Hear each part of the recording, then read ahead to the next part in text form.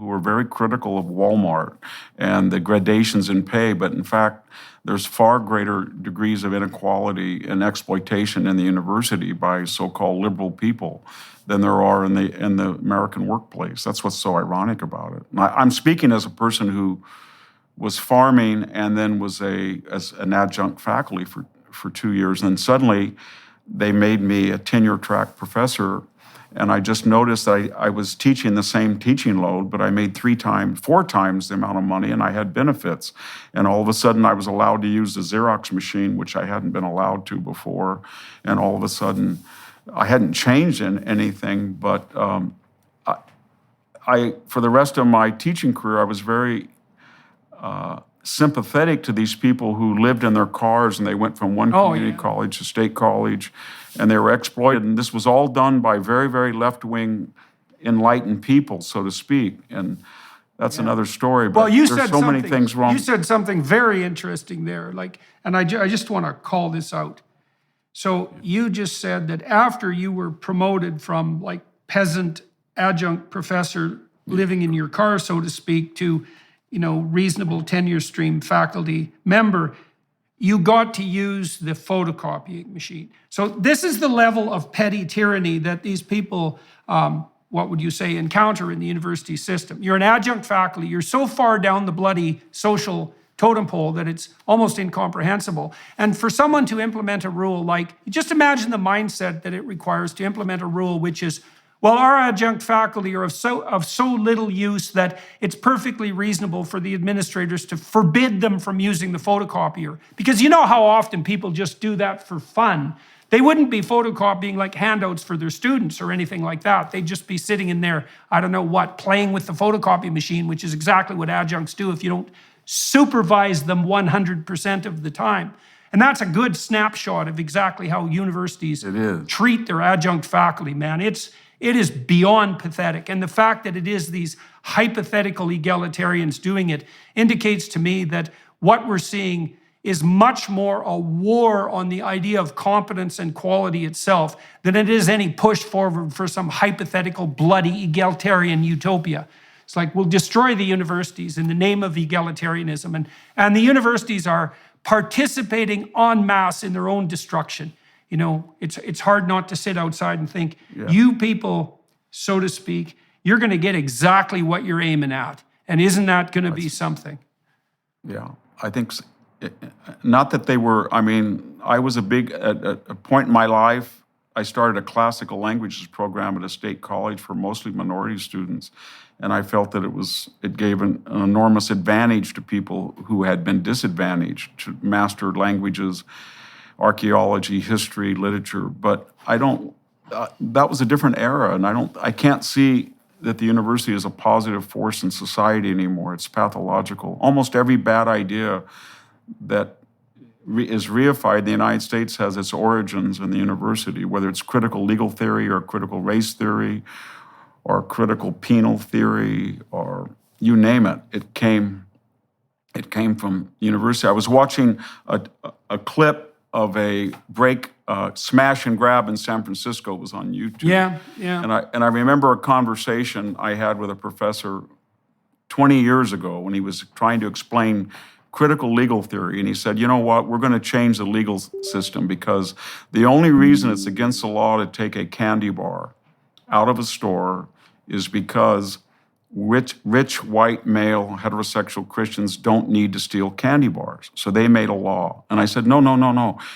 Theft is innate to the human species as pathological. You can't have a civilization with theft of any sort.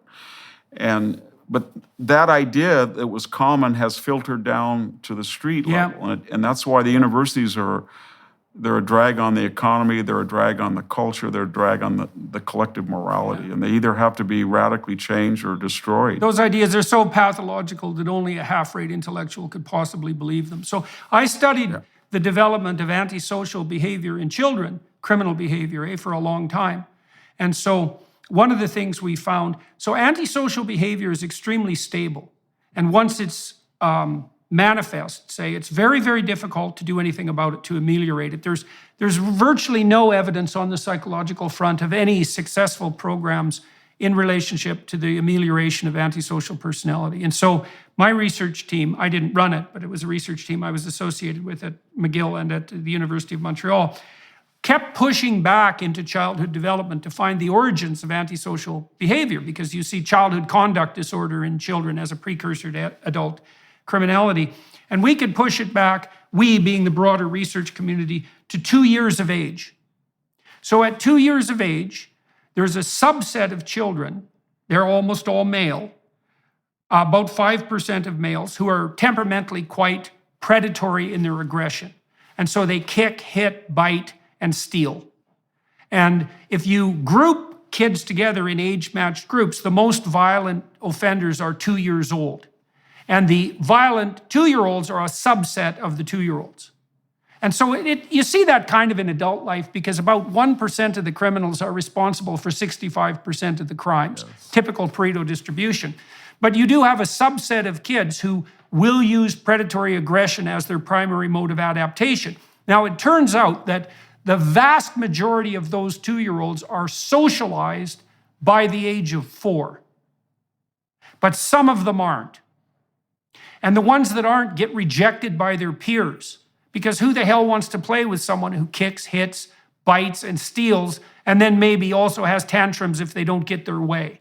It doesn't make you popular. It doesn't give you friends. And so what happens to those kids is that they fall farther and farther behind in their social development because they don't get into the peer networks, and they retain their primordial predatory aggression as their central means of adaptation. And so the idea that theft and criminality are a secondary consequence of a pathological social system seems to be, well, I imagine there are cases where that's true, but fundamentally it seems to be flawed, right? There is a proclivity to predatory aggression that's part and parcel of the panoply of human possibility, and most people are socialized out of that. So, you know, the reverse is a kind of bizarre Rousseauianism, right, that proclaims that every single human being is innately good, and it's only the corrupt social system that introduces any pathology into reality at all. And that, you know, and only an idiot French intellectual could believe that, and all their American acolytes. I think what's worrisome about all of what we're talking about is that it's not abstract. It has real consequences that filter down. And by that I mean, it's so ubiquitous. The U.S. military now has lowered physical standards in combat and special forces units to accommodate women that have innately, on average, not in every case, but less physical rigor and strength. And they feel there will be no downside.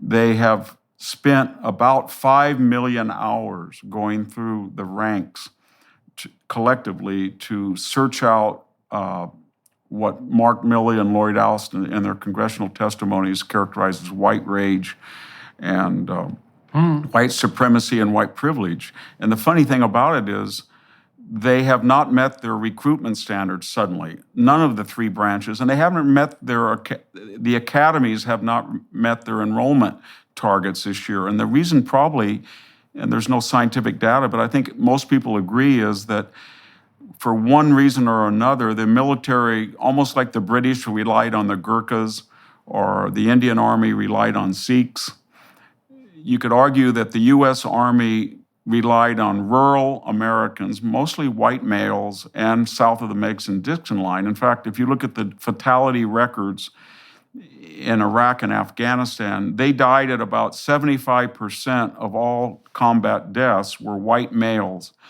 and yet they only made up 35% of the population. So here were Milley and Austin suggesting that they were going to be proportional in every aspect of the military, or repertory, in fact, except they never mentioned the data on the combat dead. And so what they essentially have done in the space of just about a year and a half, they've told all of these families, even though you went to Vietnam, and even though your son went to the first Gulf War, and even though it's a family tradition that your grandson fought in Afghanistan, now your great-grandson is going to turn 18, we still suspect that you suffer from white rage. And even though you died at double the numbers of your rubric, we're not going to count that. And so they've just said, we're done. We're not going to join. go get Well, this somebody is- else this- from one of the, and that's happening This is everywhere.